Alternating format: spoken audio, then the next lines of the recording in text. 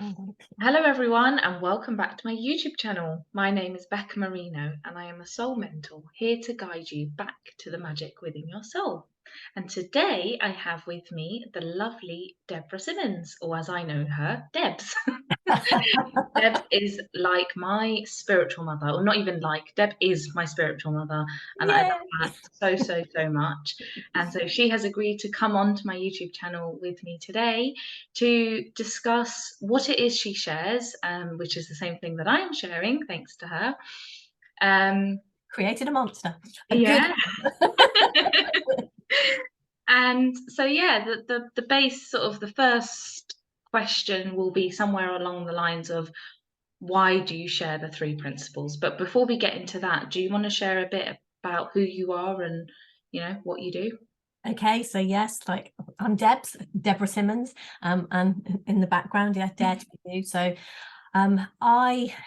I share the three principles, the same as Becca: a spiritual understanding, an inside out understanding. It's called many things, just a spiritual understanding of who we are, how our mind works, how we work, how we create our reality. How is it we're getting what we're getting, and how can we do better if that's what we want to do in whatever way that makes sense to us, in whatever way we want to do that. So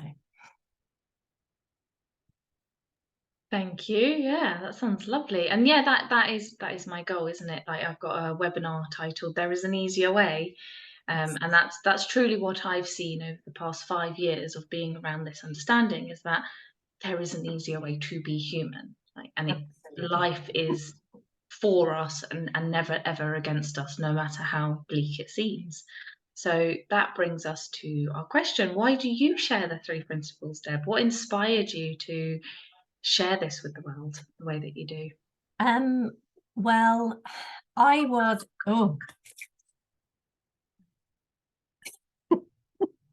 Sorry, my phone was ringing. Didn't know it was going to be loud.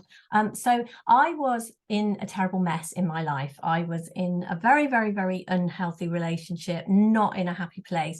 And like most people, I kept going and kept going and kept going and kept going, thinking something, doing all the same things, thinking in the same way as I'd always thought, seeing the world the way I'd always seen the world, carried on and carried on and carried on, believing that something would just change. And obviously it didn't. When we keep doing the same things and we show up as the same person, things aren't going to change. And it didn't. If anything, it got worse because what I was doing was headed in the wrong direction, if you like. Till the point where it got really, really bad. I ended up in a refuge, and my children were in a terrible, terrible mess. And it was kind of like, right, you have to do something different. And so I was looking for a way to parent my children, a way to sort myself out, because I was completely lost. The reason that my business is called Dare to Be You was because I had totally lost myself. I didn't know who I was. I didn't know what colors I liked. I didn't know what food I liked. I didn't know anything about myself, either in a human form. I didn't even know that I had a spiritual side. I was just completely lost. And so then I had a bit of a journey coming back to find myself, I guess. Find, what is this? What does it mean to be human? And in that finding, I stumbled across, I sometimes, I pinch myself and think, well, how on earth did I manage to stumble across this mind-blowing, amazing thing? But I did. I stumbled across the principles, somebody speaking about the principles. And I had a real moment, a huge, everything changed in an instant inside my mind. I had this moment. I fell on the floor crying, and it was huge, and I just saw the world very, very differently. And then I started to try and talk about it, and it was kind of like, you're all right and everybody's okay, and I know this happened, but everything's all right. And I think people thought I'd lost my mind a little bit. My kids and everything thought, what on earth, she's got worse, she's completely lost it. And I realized that I had seen something from the inside very, very deeply, but putting that into words, bringing that into form, if you like, bringing that into the world, making that make sense to people, that wasn't working, because I could see it for myself, inside myself, and knew it with my heart, but I hadn't got words. So then I made it my mission, I guess, to try and put words onto it so that I could continue to help myself, and definitely that was initially, this was like, I want my children to see something, because they were struggling and suffering so much, and I wanted to continue to see this. So that was, I was determined to be able to talk about it.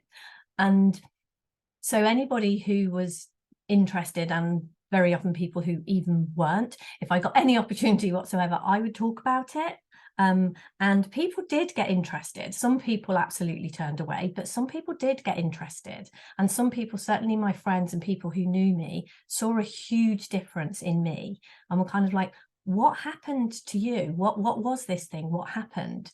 And then, you know, over time, people started to come to speak to me if things were going wrong, or if they've got problems. They were saying, oh, you know, well, something happened to you and you changed your life, can you help me? What, you know, I'm struggling in this way.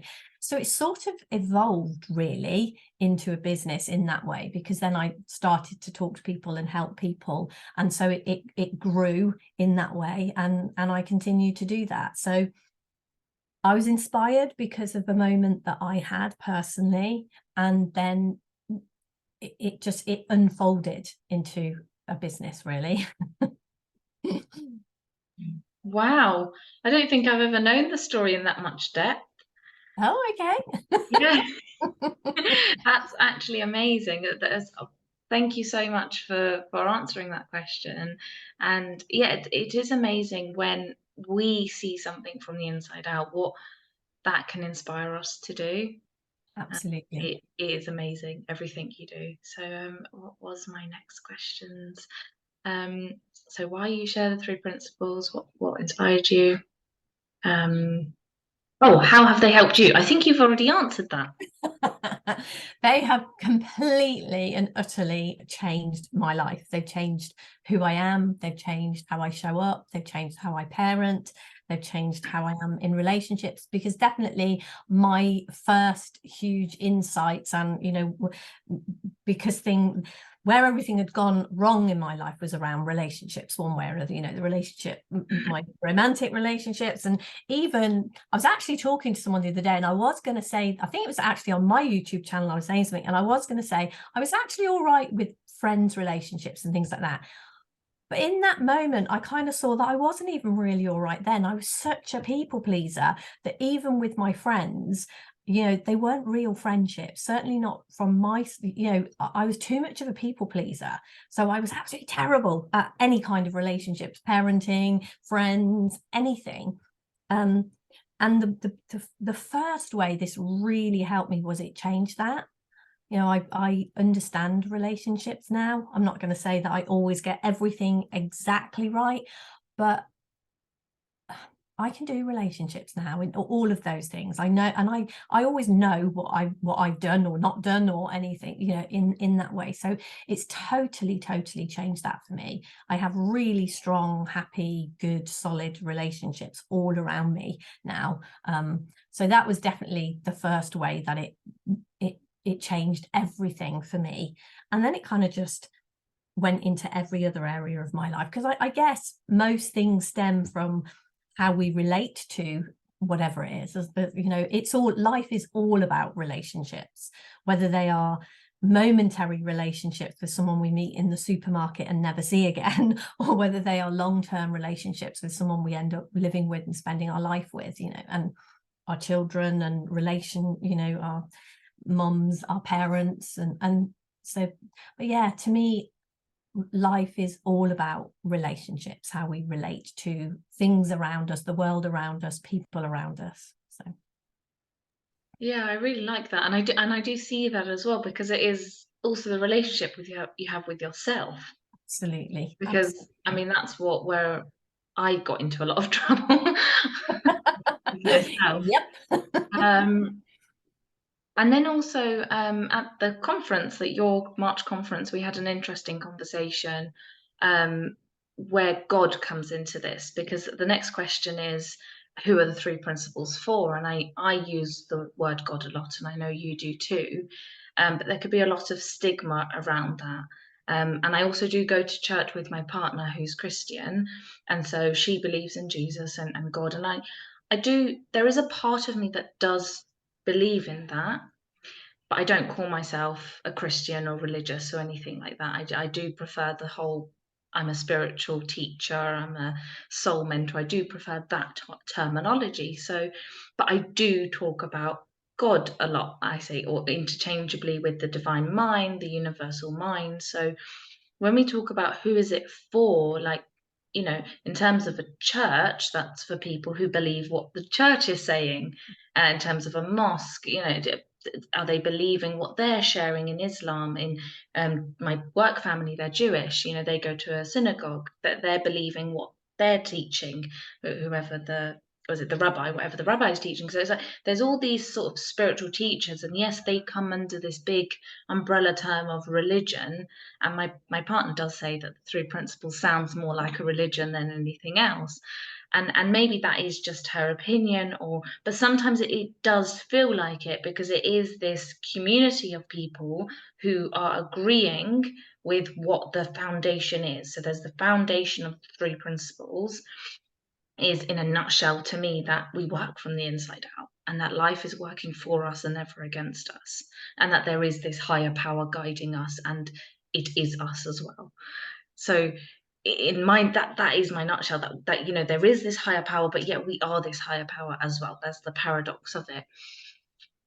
And so it can seem like a religion, because it's like we've got the teacher at the front, the pastor, or the or the rabbi, or the imam, I think in Islam it's called, and there's many, many other religions that, those are just three.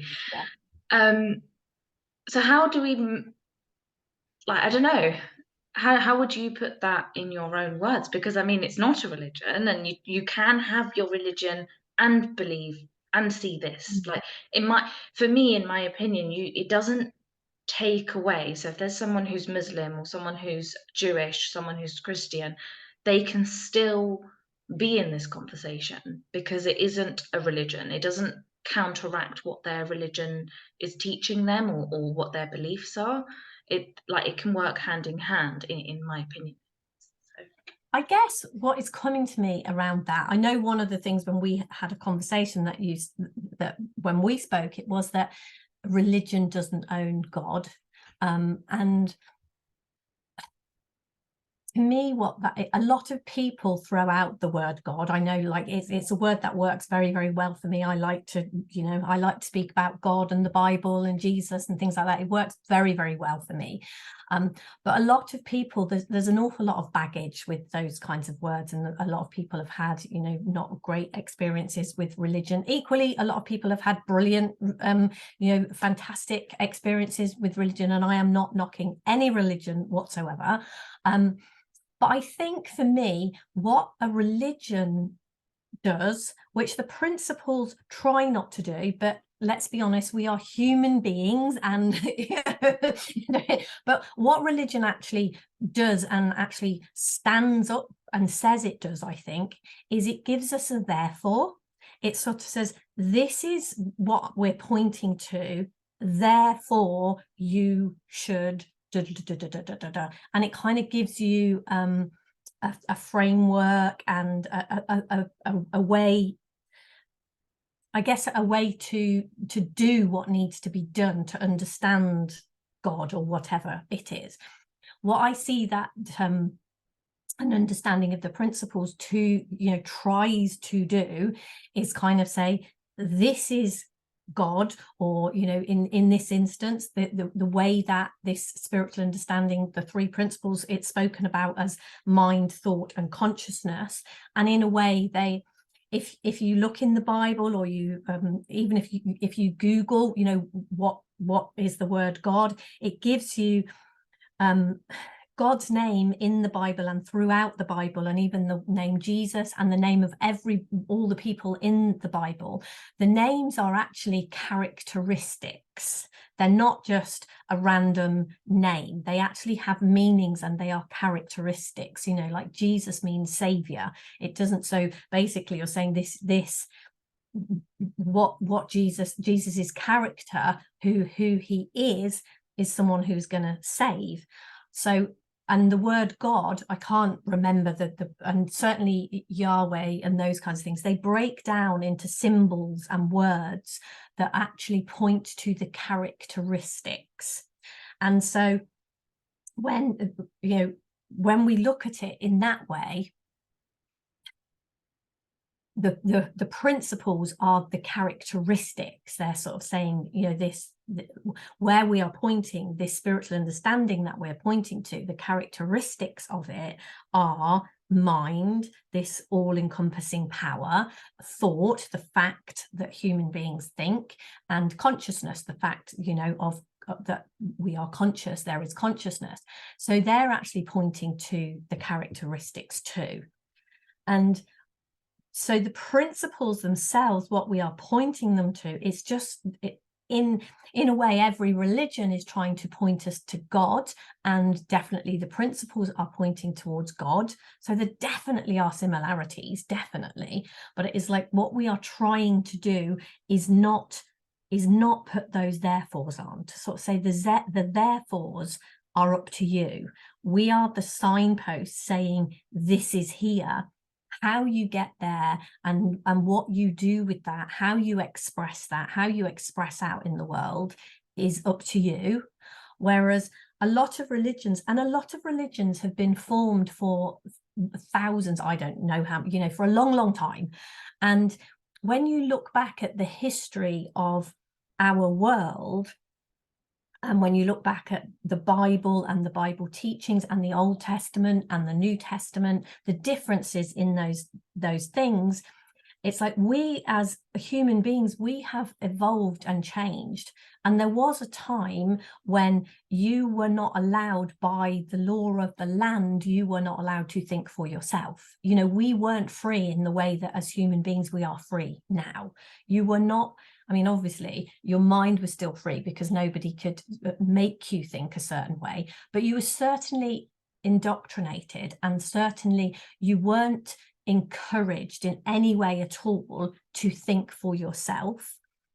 And we certainly weren't ever, a long time back, in history, we weren't told that we had access to God, to the principles, to mind.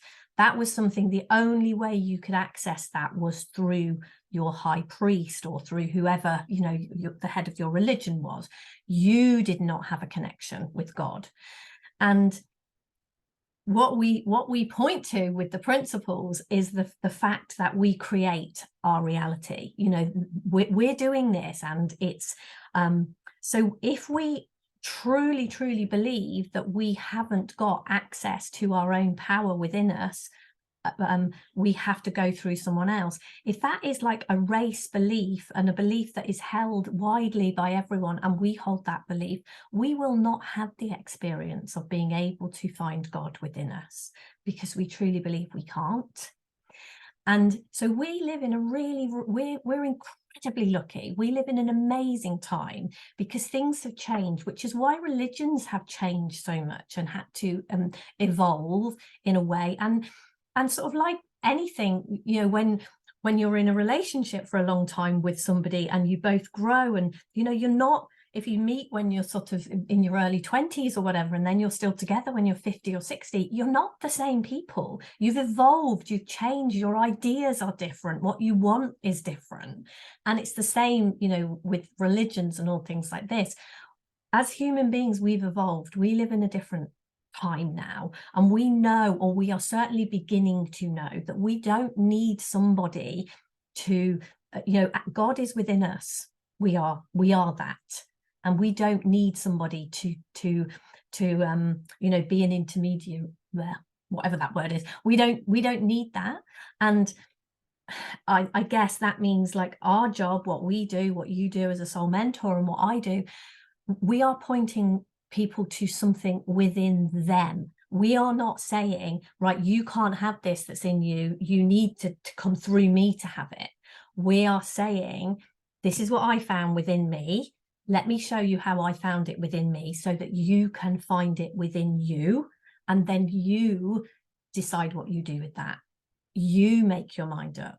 Whereas to me, what I think, and certainly historically, religions were saying, you need me to find this, and then I'm going to tell you what God is telling you you need to do. So does that make some kind of sense? Yeah, I think it was in one of Paulo Coelho's books. I can't remember which one now. Pilgrimage or something like that, where they needed to go to the high mountains or the fifth mountain. It was the fifth mountain, that was the book. They needed to go to the fifth mountains in order to speak to God, and then God would tell them what they needed to do in order to, because they were the prophets, you know, and all prophets were being killed. I mean, it's a story, but it's based on, all of his books are very much based on religion. And yeah, so no, I do know of that it is very much like, when I do go to church, there are things I hear, and it's like, you know, I take what serves me from it, because it says Jesus came as your savior and he saved you from your sins. And it's like, well, if I take what I understand from the three principles, and if Jesus is God and God is higher power, divine mind, universal mind, and I am that, I am my savior. Exactly. And that's how I see it, because when we say somebody else needs to save us, whether it's this higher power, this mythical, this God energy, or it's a human being, you know, whatever it is that we're saying, this person needs to save us and help us, it's, in my opinion, giving our power away and saying, right, I can't be better. I can't have a happier life without Becca helping me, or without Deb's helping me, or without, you know, feeling, being in a religion in order for that religion to save me. And yeah, so for me personally, these three principles are for everyone and anyone who will listen and is interested and is ready to hear something that is paradoxical, because that's Yep. what it is. We're Yeah. saying yes and no at the same time. You know, Yeah, that is the thing that we begin to see in the world as well, that two things that appear to not be able to exist side by side actually can and do all the time. You know, we live in an incredibly paradoxical world, and yeah, the principles are very paradoxical. A spiritual understanding is very paradoxical. So yeah, it is for anyone who is ready to hear it, really. I think it is, you know, that's the crux of it. If you come across this and dismiss it, then that's great. Dismiss it right now if it's not for you. You will know if you are pulled towards it. You will know if it's like, well, what's that? I need to know more. And if, you know, if that happens for you, then find out more. Absolutely. It's for you if you want to find out more. That to me is the simplest way. It's for you if this is going, wow, yeah, what is that? I want to know more. Then it's for you. oh, well, thank you very much, Deb. That was very lovely. And so if people want to find you, how would they go about that? Well, we have a website. Our Dare to Be You is our website, daretobeyou.co.uk. I'm on Facebook, I'm on YouTube. I have a YouTube channel, Debra Simmons. I feel like I am quite visible, but I'm sure Becca will put some information underneath this video where you find it on YouTube to find to contact me. But if you do put Debra Simmons into Facebook or daretobeyou.co.uk, I should come up, I would have thought. Yes, even if you put just Dare to Be You, you come up. I've checked. Yes, and then how to find me will also be in the description. So I'm here, I'm on YouTube and Facebook, and I've also now got my webinar on Eventbrite, if I can get the word there. Ooh, oh. So yeah, and that's still free at the moment, but that is subject to change. So please join my webinars while they are still free. So yeah, thank you very much, Deb, for Thank being you. with me, and thank you everyone for listening, and I will see you somewhere soon. Take Bye. care. Bye.